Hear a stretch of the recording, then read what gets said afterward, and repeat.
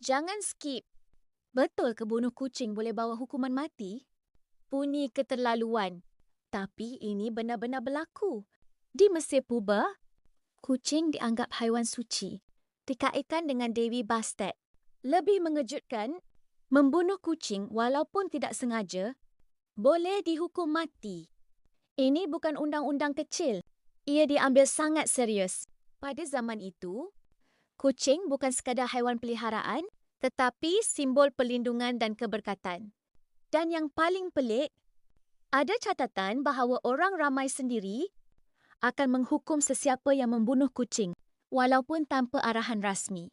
Ini menunjukkan betapa kuatnya kepercayaan mereka. Kucing juga dilindungi dalam kehidupan harian. Dan selepas mati, ada yang dimumiakan seperti manusia. Ini menunjukkan satu perkara, kepercayaan boleh memberi nilai luar biasa kepada sesuatu, sehingga melibatkan nyawa manusia. Soalan mudah, siapakah Dewi yang dikaitkan dengan kucing? Komen jawapan anda. Subscribe untuk fakta menarik setiap hari.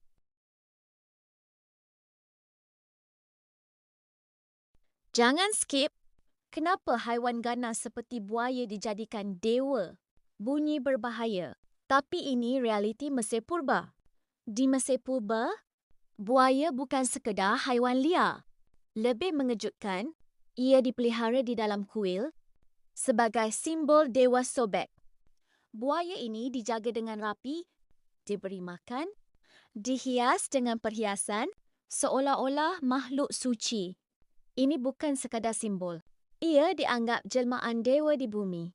Dan yang paling pelik, apabila buaya ini mati, ia akan dimumiakan seperti manusia sebagai tanda penghormatan.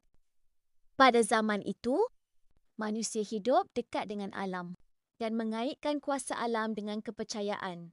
Buaya yang berbahaya dilihat sebagai lambang kekuatan dan perlindungan.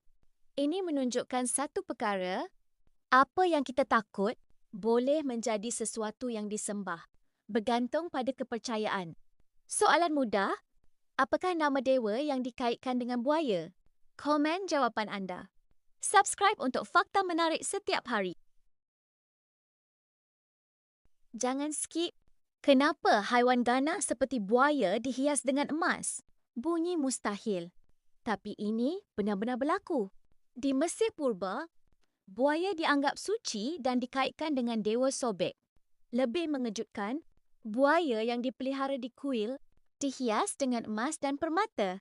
Ada yang memakai rantai. Ada juga yang dihiasi pada bahagian kepala. Ini bukan sekadar hiasan. Ia tanda penghormatan kepada dewa hidup. Dan yang paling pelik, orang ramai datang untuk melihat dan memberi persembahan, seolah-olah berhadapan dengan dewa sebenar. Pada zaman itu, kepercayaan terhadap haiwan sangat kuat, terutamanya yang melambangkan kuasa alam. Buaya yang berbahaya dilihat sebagai simbol kekuatan dan perlindungan. Dan yang lebih mengejutkan, selepas mati, buaya ini akan dimumiakan dengan penuh ritual.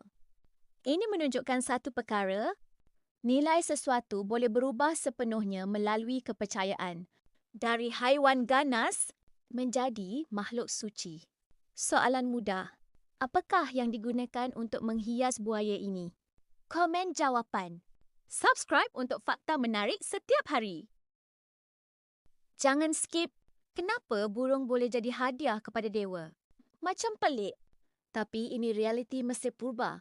Di Mesir Purba, burung ibis dikaitkan dengan dewa ilmu Thoth.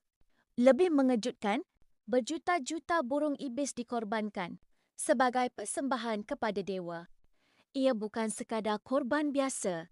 Burung ini akan dimumiakan, disimpan dalam balang atau dibalut kemas sebagai simbol doa dan harapan.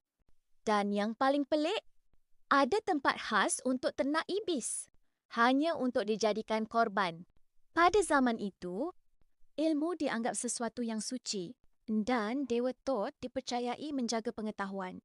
Jadi setiap korban seolah-olah menghantar mesej kepada dewa. Ini menunjukkan satu perkara, manusia sanggup melakukan apa sahaja demi kepercayaan dan harapan. walaupun melibatkan ribuan nyawa haiwan? Soalan mudah.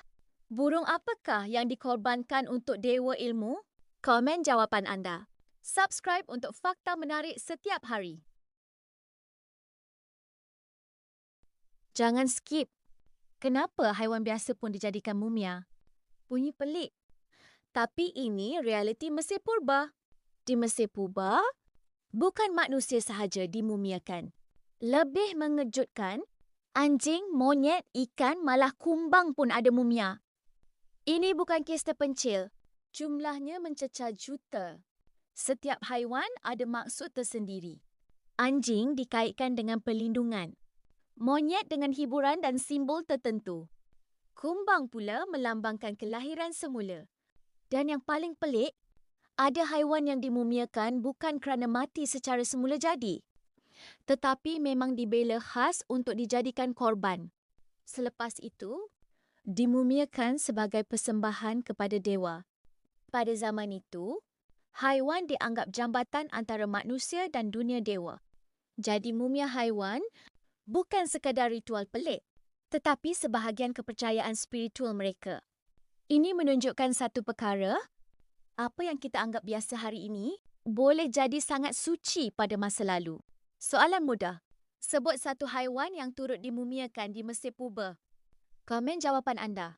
Subscribe untuk fakta menarik setiap hari.